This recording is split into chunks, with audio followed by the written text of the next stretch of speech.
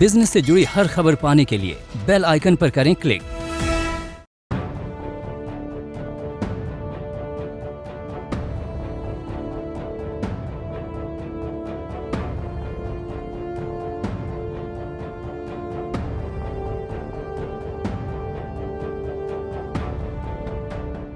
Omicron के attack की वजह से भले ही अर्थव्यवस्था ज्यादा प्रभावित न हुई हो, लेकिन संक्रमण की रोकथाम के लिए लगाए गए प्रतिबंधों के असर से रिटेल बिक्री में गिरावट दर्ज की गई है।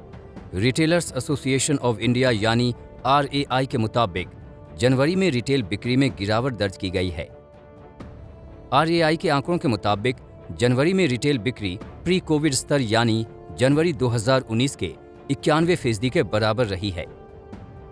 दरअसल फेस्टिव सीजन और फिर वेडिंग सीजन के सहारे कोरोना की मंदी को पीछे छोड़कर रिटेल बिक्री 2021 के आखिर तक प्री कोविड स्तर से बाहर निकल आई थी, लेकिन ओमिक्रॉन के अटैक से आई तीसरी लहर ने जनवरी में प्रतिबंधों की बौछार कर दी। इसके संक्रमण को रोकने के लिए नाइट कर्फ्यू और दिल्ली में दुकानों को खोलने के लिए ऑड इवन का विकल्प आजमाया गया। इसके असर से देर शाम और रात तक बिक्री करने वाले कारोबार को सबसे ज्यादा चोट पहुंची। गिरावट के लिहाज से भारत के अलग अलग हिस्सों में प्रतिबंधों का अलग असर देखा गया। RAI के मुताबिक पूर्वी भारत में सबसे ज्यादा गिरावट दर्ज की गई, जहां पर बिक्री में 13% की कमी आई है।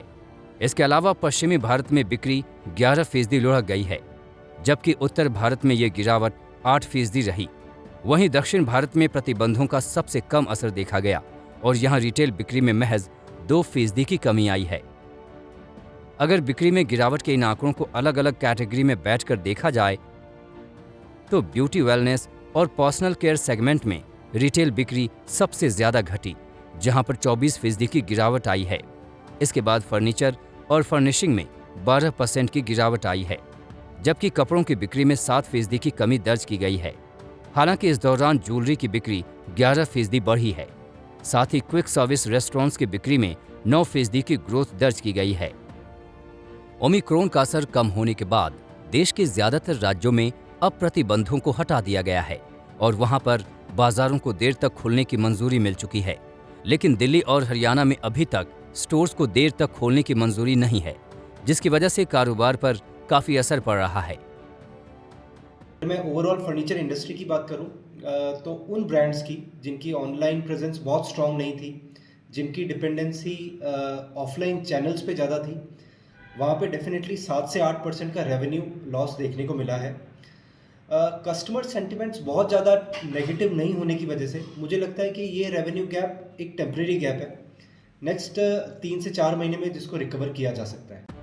वैसे फरवरी में कोरोना केस घटने के बाद शादियों के मौसम ने भी जोर पकड़ा है। ऐसे में लोग जमकर वेडिंग शॉपिंग कर रहे हैं।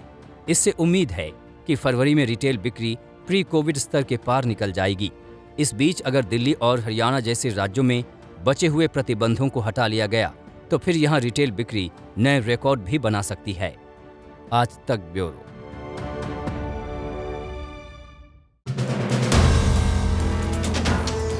वीडियो पसंद आया तो हमें लाइक, कमेंट, शेयर और सब्सक्राइब जरूर करें।